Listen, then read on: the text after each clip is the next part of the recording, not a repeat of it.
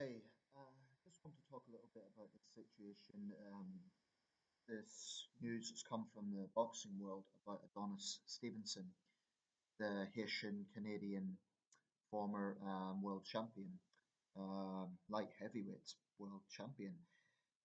There's been bad news involving Stevenson in a fight, I believe, last night in Quebec City against the Ukrainian Alexander Gvozdyk. Stevenson suffered a serious head injury and was brought into critical condition in hospital, um, and it's been reduced now to stable, but clearly it's pretty serious. He suffered a knockout in the 11th round, and he tried to get up on his own feet, and he sort of staggered away, but he had to be taken out on a stretcher. Now, in that footage, he was sitting upright, but it obviously deteriorated and got worse. Um, Certainly Adonis Stevenson isn't the only boxer to have been through this sort of experience, but most of the time it tends to be not well-known fighters. Adonis Stevenson is a former world champion, so I think this indicates that the sport is a risk to anyone. Stevenson is 41 years old. He's been boxing for over a decade, so clearly that's a lot of hits and it's a lot of wear and tear. Um, for me as a boxing fan, this sort of stuff is very depressing. I don't like to hear about it, and I don't think any boxing fan would. And when you hear stuff like this, it becomes very difficult to vindicate the sport because, in the end of the day, the target of boxing is to stun your opponent, and the focus is on the head. Body shots, yes, are used, but people want a big knockout in a fight, so the focus is to a boxer's head. Now, I certainly don't think the answer is in banning boxing. I don't think that would work because it would go underground and then it would be controlled by all sorts of seedy characters. Now, one might argue that is already the case, but at least with professional boxing, you have a degree of control. You have doctors, you have a lot of things that an underground scene wouldn't necessarily have. And I think it's important to put it in context. The vast majority of fights don't end up like this. Boxers are tough, tough people who condition themselves for the sort of punishment that they go through, but no amount of conditioning will ever take away that risk. I mean, this is a former world champion we're talking about, and a pretty good fighter as well.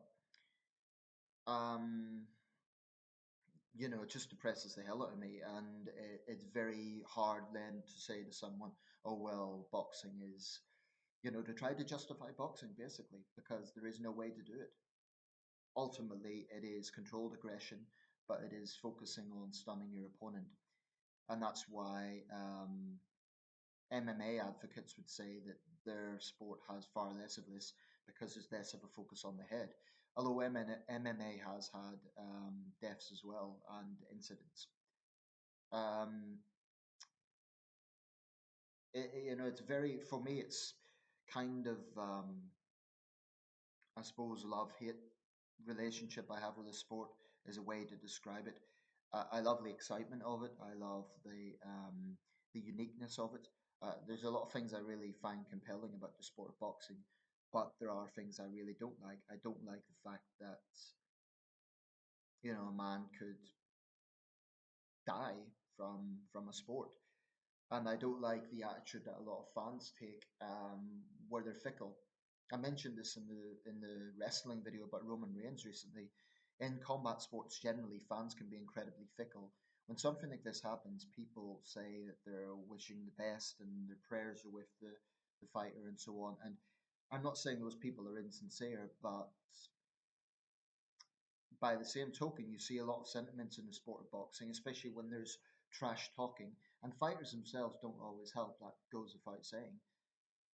Uh, I mean, look at all the verbals between the Fury Wilder fight recently, before the Fury Wilder fight. So that's why I get really angry when I hear people talk about a fighter being a bum or a tomato can. I don't care if a fighter isn't a great fighter. there are certain things that you have to just not say as a decent human being. And if you're calling a man who steps between the ropes, risking life and limb, frankly, for your entertainment, and all you can do is call him a bum and a tomato can, then what does that say about you? And there are too many fans in this sport that have attitudes like that. Unfortunately, I don't think it could be necessarily changed because there's too many of them. I made this point before, made these points before. I think it would fall on deaf ears because there's a sort of herd mentality when you're in a hyped up atmosphere, when you've probably had a few beers, then certain fans become like animals. And they may be totally decent people the other 6 days of the week, but then they act like wild hyenas during a boxing match. And to me, that's different than being excited and cheering for your fighter. When you are jeering a referee, when you are, hurling abuse at a fighter, I think it's disgusting.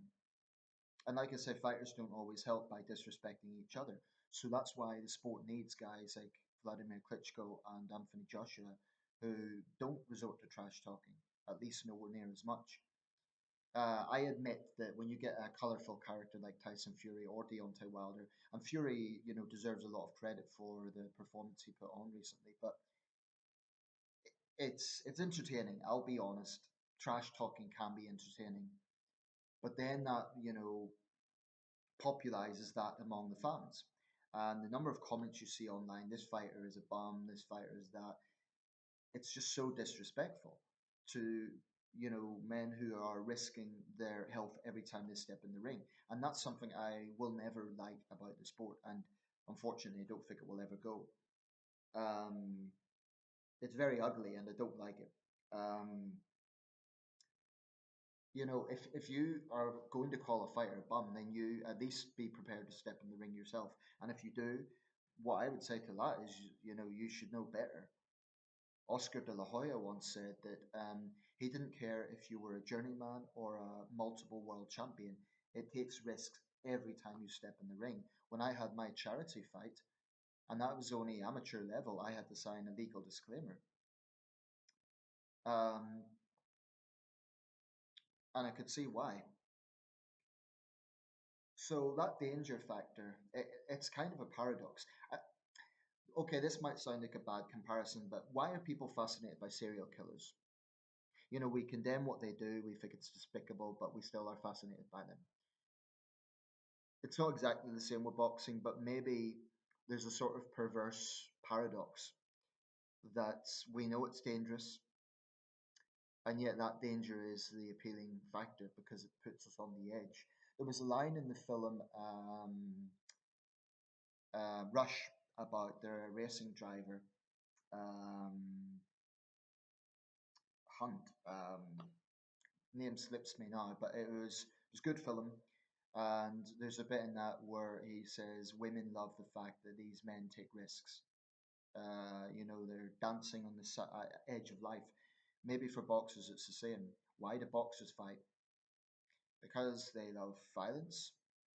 Some might, but I think it's that fact that they're living on the edge. I think that's a big part of it.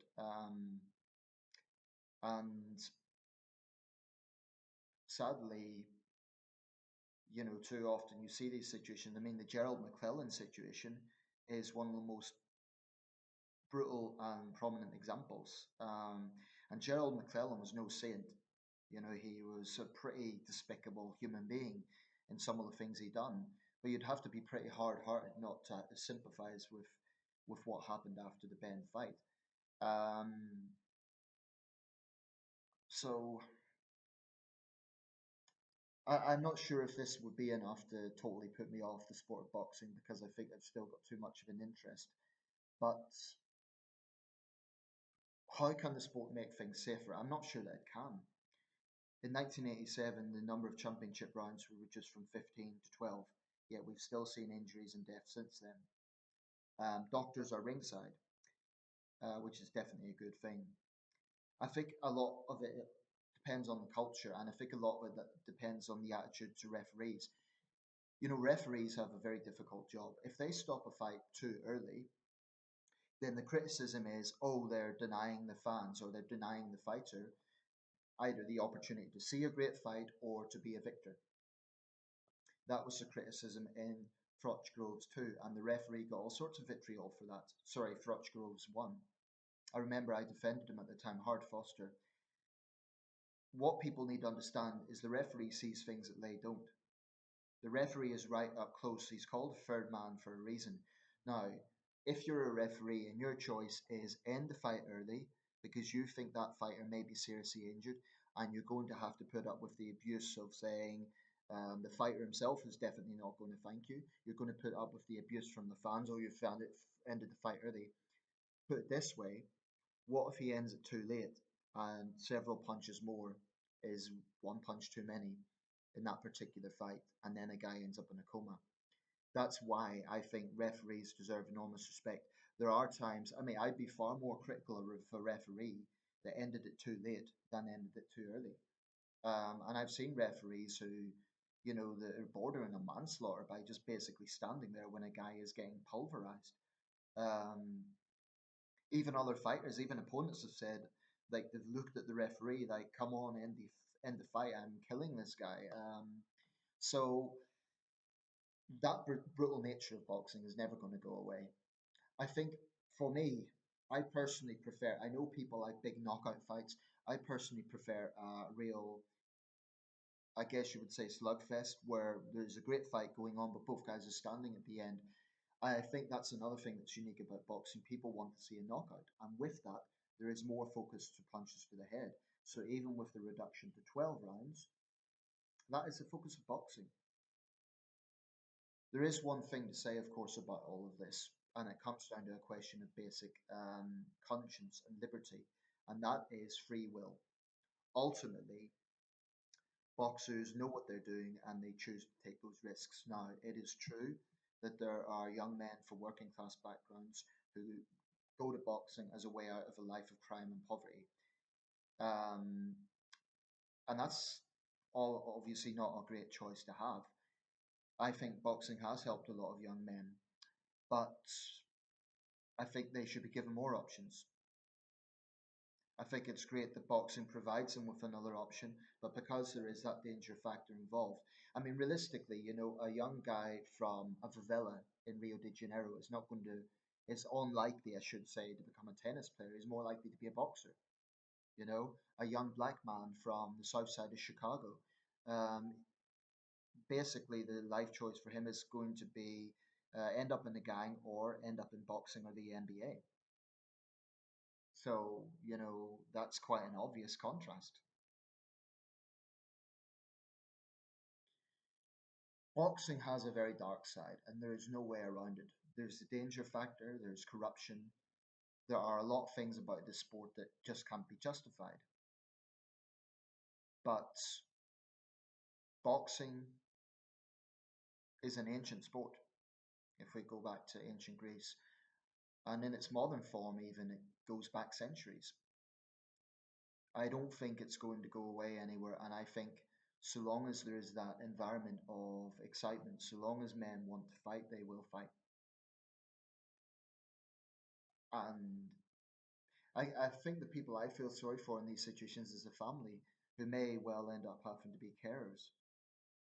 I also think that the sport needs to do a lot more than it currently does to look after ex-fighters, because as it stands, it relies on independent charities like the organization, I forget what it's called, but the Retired Boxers Association. But we should be seeing far more from the big organizations, the WBO, the WBA, the IBF. I'm not saying they do nothing, but I think they should do a lot more. I think there should be programs specifically to help ex-fighters. The sport owes them that. These are men who put their life on the line for entertainment. And that's where I'm going to end up, conclude. Of course, fans want to see their money's worth. I understand that. But the next time you call a fighter a bum or you vilify a referee for ending it early, just remember what the alternative might be. And I know that might be falling on deaf ears because people are, they can be stupid sometimes, quite frankly. But that's what they need to consider.